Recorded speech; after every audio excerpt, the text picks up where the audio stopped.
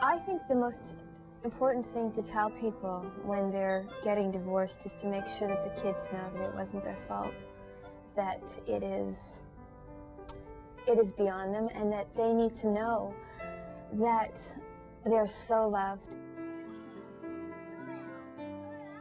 I truly love my children, and I consistently maintain the relationship. It's an ongoing relationship. It's a cooperative effort between my ex-wife and myself in maintaining some continuity for the kids.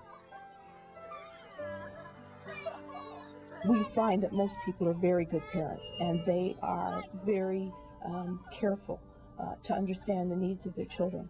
But sometimes in the heat of battle, and that's what it is when they come to court, it's a war, and they forget the good parent that they are, and the court has to remind them, and we do that swiftly. That ultimately is in their best interest. I want you to know, Mommy and Daddy love you very much. Okay? Big hug. No matter how angry you are with each other, tell your children how much you love them and to try to be there as much for them as you can, and not to use the children as pawns in this, because absolutely the children need both parents, and they have to be there for them. I'd like to say to the parents that they really need to show their children that they love them, especially in a time like this, and just give that little extra bit of effort to their children and treat them really well and try to help them along, but don't push them. I'm sad my mommy and daddy don't live together anymore. Sometimes parents play games that put kids in the middle. Our video only shows a few of the games some parents play. Parents don't mean to do these games, but the children can be hurt.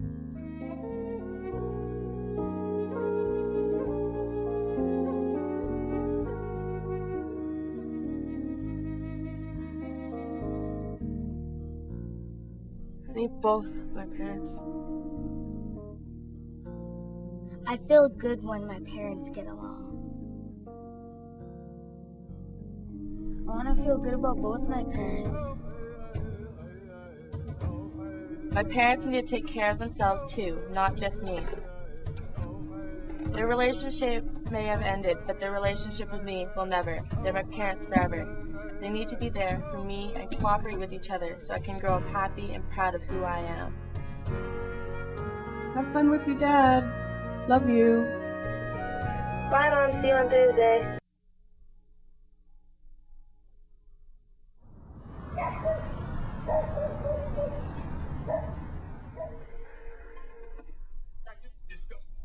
Jason, you're home now.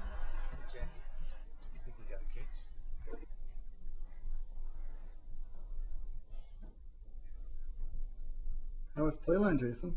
Good. We had push puffs, candy apples, and we walked right. And look what I got.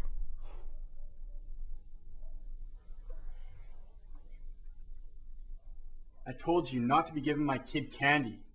And spoiling him with my money? I know. I just don't get to see him as much as I'd like. And when I do, I want it to be special. And plans have changed. I'm going to be taking him on a 2-week trip. What? You just had him for 3 days. I know. But I want to take him to the Sundance. Jason needs to learn his culture. Besides, he's been wanting to spend more time with me anyway, right, Jason? I can't let Jason go. You have to check with me first. And stop trying to sneak Jason away from me. No, it's for Jason, not for me. Yeah, right. Look, you're not fooling anyone, Tina. Please. I want this to happen. You never did any of this when we were married. Why are you doing it now? Look, all you do is criticize me for wanting me to spend more time with him when all you do is sit on your ass all day and watch TV.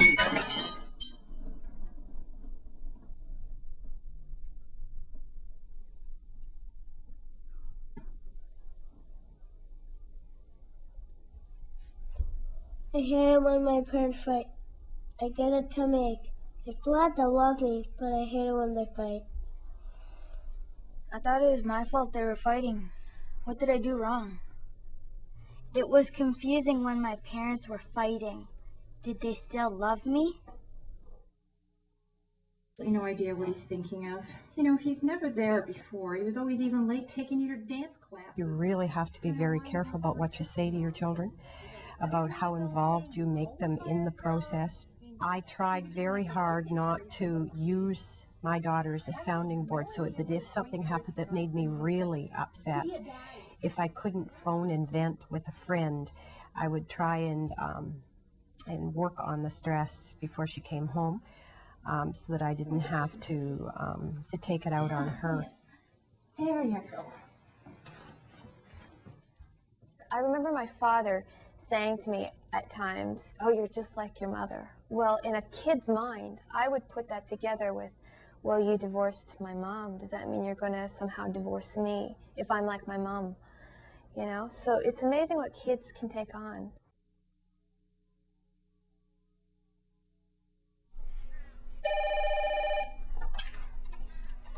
Hello? All right. I'll see you girls after the movie.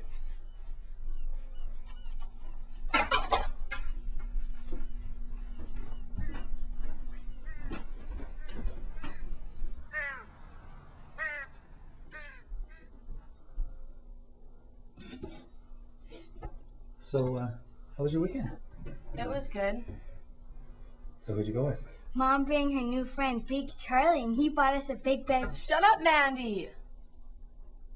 I can't believe she's doing this to me. Big Charlie? He's that loser I went to high school with. You know what? I'm gonna phone her right now. I wish you'd keep your mouth shut. Now Dad's mad at us. I was just telling him what we were doing. I've learned that it's easier to lie to Dad than tell him the truth. Because if you don't, he trips out at Mom and gets mad at us. I'm mad at Daddy, and since he left, Mommy cried a lot.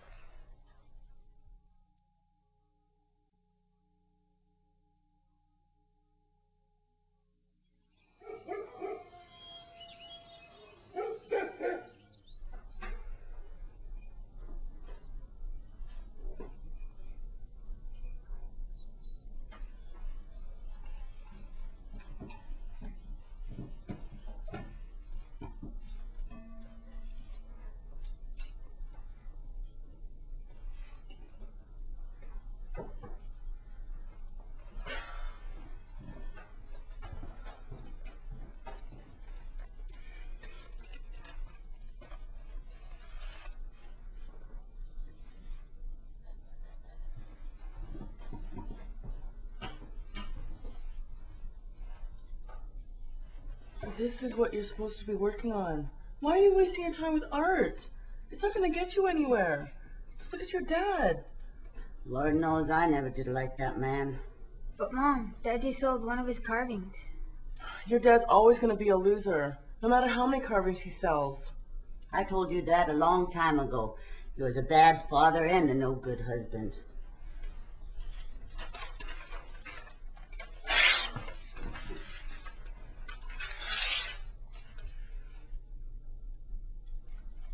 When Mom puts Dad down, it makes me hurt inside. It's really hard to listen to my family put my dad down. He's a part of me. It feels like they're putting me down too. After separation or divorce, it's really critical to realize that the other person that the relationship is broken down with is still going to be the parent to your children, and that your children desperately need that part of their image intact, and it doesn't do any good to tear that person down. Mom, what's the matter? It's that perfectly useless piece of crap, your father. To put each other down in front of the kids, you're only putting them down because they feel like they've done something wrong that's causing all this, and it's not their fault. What do you want me to do? I'm not going to choose between the both of you. It's your problem. Whenever parents denigrate each other, what they forget is that they're wounding their child. Because this child is part of both parents, and the child knows that. So if the child is told that either mother or father are no good, the child feels he or she is no good. Well, I can't do this by myself. If you didn't have daycare, you wouldn't need more money. Well, what do you think we're going to do with them? Give them to your mother? Yeah, I don't think so. No. The things that kids are hearing and seeing as a consequence of warring parents, it's extraordinary. When you walk through that front door, you've got those little faces that are hanging on your every word and who are crying into their pillows at night if mom and dad start and finish every day with a fight. And that'll be the end of it, because I'm not dealing with you anymore.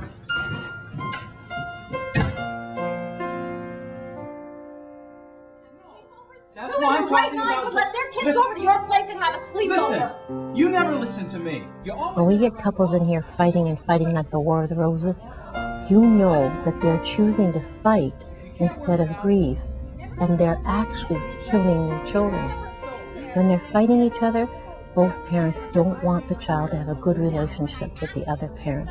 They want to take the child to themselves.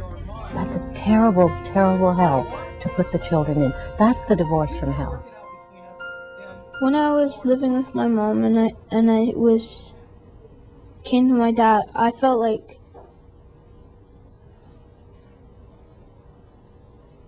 saying bad words, but I knew that it was right inside not to.